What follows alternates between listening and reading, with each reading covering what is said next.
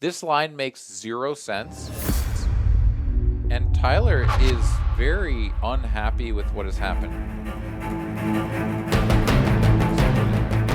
Lucrative here, gonna bet 125. Gets called by every player who made it to this flop. Jay Wynn here, playing the 4-3 offsuit for his mother.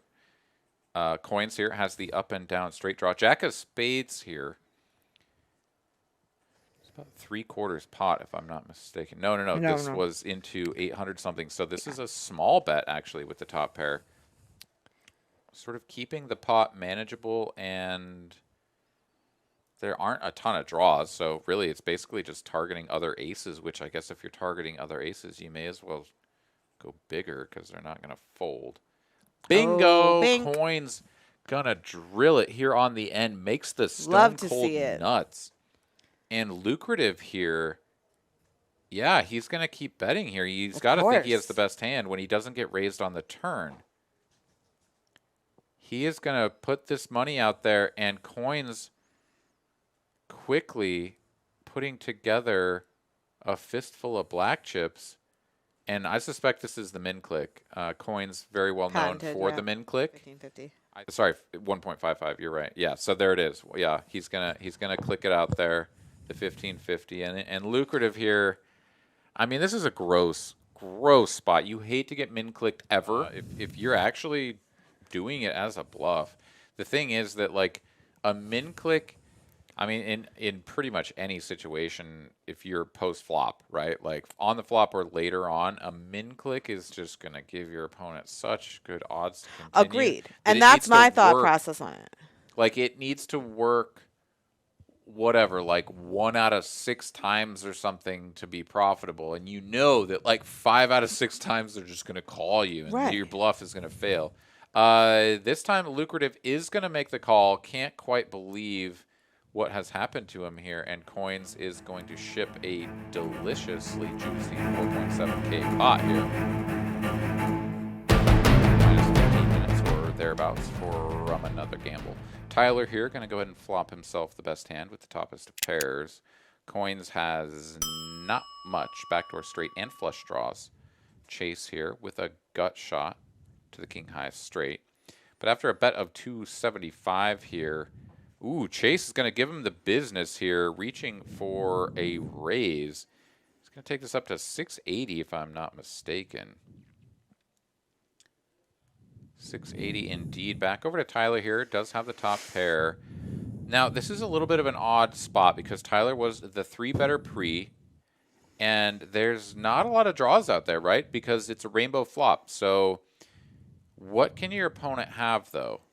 King, queen. Set of threes. Set of threes. Those are the value hands that beat you. Maybe every once in a while an ace king that didn't want to go for a 4-bet and just kind of played it safe. But sort of unusual, right? So Tyler makes a call. 6 of spades here on the turn. Brings in the backdoor spade flush draw. Checky, Chase here, shutting it down. Going to take his equity. Doesn't drill a jack. Deuce of hearts here on the end. Tyler has to feel a lot better about his situation and might now be sort of pondering whether or not his opponent has something like an ace-10, ace-jack, 10-9 type holding. If that's the case, you definitely want to check it over, but he does not. He goes for the bet here. Wow. Chase is going to give it to him. Go. Full-blown business here. Let's Rips it in his face. And forget about the check it over and let him bluff line. Why don't you just bet 400 and 600 and let him rip it? Checks the 6 of spades on the turn and now piles it on a deuce of hearts. This line makes 0 sense. And Tyler is very unhappy with what has happened. Of course, the pot is not 6.5K. This is a raise, an effective raise of 1.4. So 2.5, yeah. But this pot is still like 4K if he calls, right?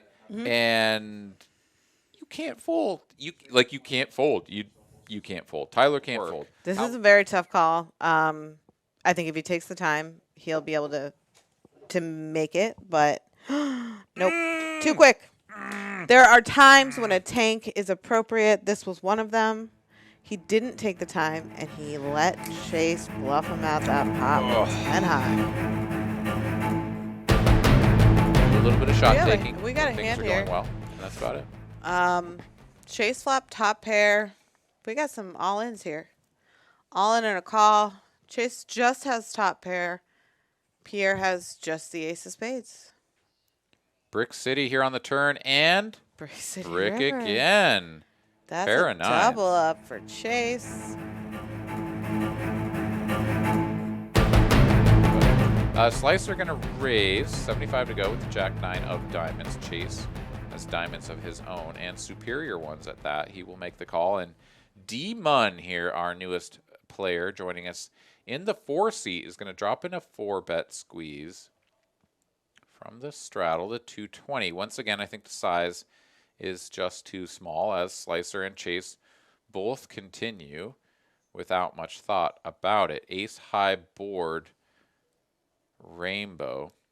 DMun here is going to have the range advantage as the 3-better. Let's see how he is going to go 350 here. This is just about half pot. Gets called by Chase. 4 of hearts here on the turn.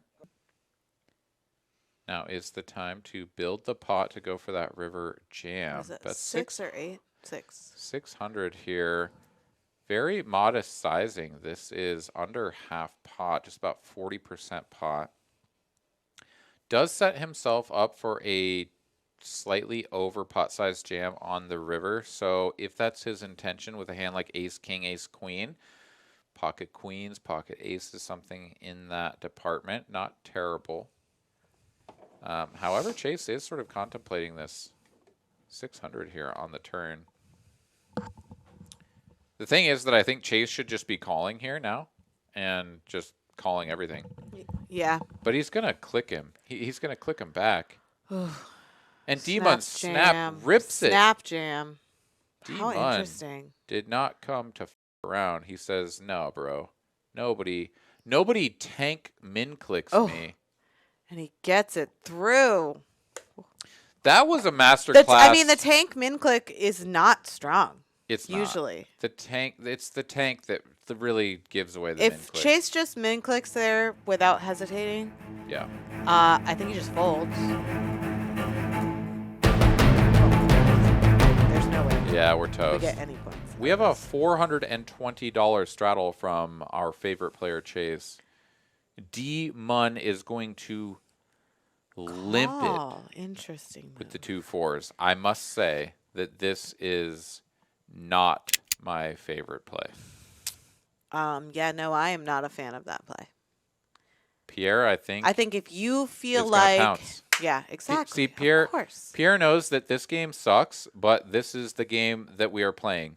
When there's a $420 straddle and Pierre has effectively Chase, 15 blinds. Chase does this all the time, but the thing about Chase doing this is that when he's holding 5-7 offsuit, he will let it go. He's not just going to ship it with anything. So Pierre knows that there's a great chance that Chase gets it in bad, but also a great chance that Chase just folds and he picks up $420 for nothing. Also, you could just remove if DMun's flats with kings, queens, aces, like a big hand, trying to get Pierre to do this, then I think it's a brilliant move. But flatting there with 4s, you're just burning $420, I think. Because I don't think you're calling Pierre. Because even if you go, well, I think it's a race, 4s is just so easily counterfeit on top of, could potentially be getting beat by an ace or a 9 there, that I would never want to get it in with 4s. He could have any pair bigger than a 4. And if he doesn't have a pair, he definitely has 2 overs. Oh, he's going to put it in, though. Wow. DMun here going for what Brave. is arguably a limp trap. This is not great. But Pierre's going to need to find a 9 or an ace. Doesn't get it. 4s are good. Fold. I would not make that. And Pierre can't quite believe what just happened there. He's like, I could understand some other hands, but that one, not I think I quite. need 7s or better to make that call.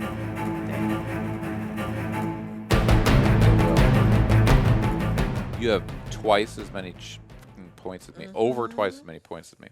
Chase here with a beautiful hand pre-flop, also flops beautifully, and Slicer has second set. All of the chips are going to go in here. And in fact, they are already all in. And the things happened. We didn't catch all of the action, but all of the chips are in the middle. And this is like basically a coin flip. Deuce on the turn is going to seal it, though, because there are no straight flush outs here. Oh, running it twice. Slicer wins the first half. Brick and brick. Slicer is going to get it all. Chase is going to get stacked here. How do you flop a flush draw and an up and down straight draw combo and lose both runouts? If you enjoyed this video, how about you watch another right now? Go ahead.